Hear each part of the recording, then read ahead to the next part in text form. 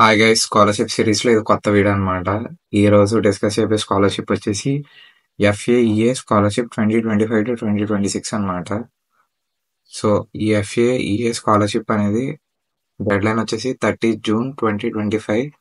So ఒక నెల ఉంది, ఒక నెల కన్నా తక్కువ ఉంది టైం. సో లేట్ చేయకండి, అప్లై చేయండి. ఎలిజిబిలిటీ వచ్చేసి you must be 12 pass from a recognised board or first year UG student enrolled in a program offered by a recognized university, institution, college in India, such as commerce, science, medical engineering, or other technical or professional disciplines.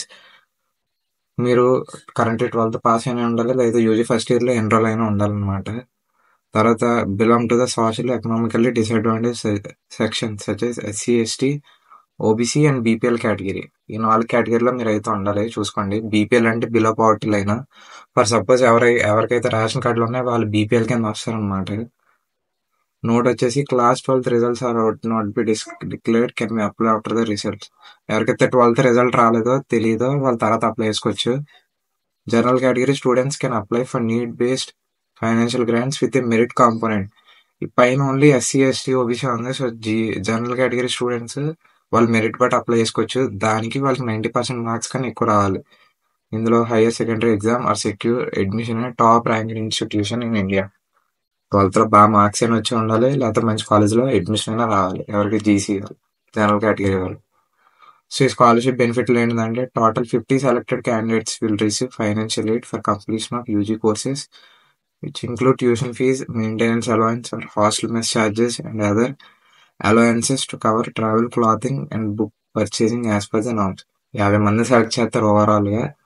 వాళ్ళు tuition fee, hostel mess fee, maintenance fee, travel charges, clothing అంటే మీ uniform, మీ books కావాల్సిన ఖర్చులు, A to Z అంతా వాళ్ళు పెట్టుకుంటారు అనమాట.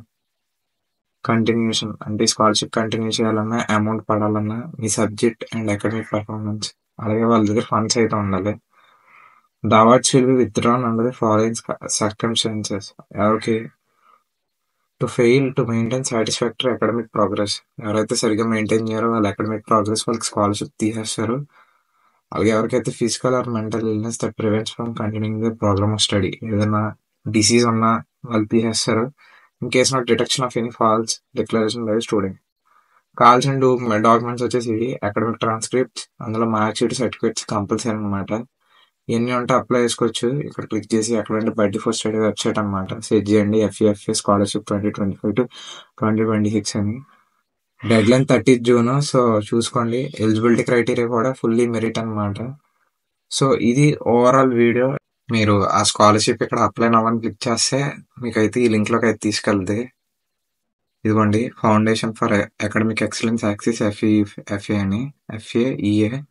ఇక్కడ కింద ఉంటుంది click here for register online for FAE scholarship అని.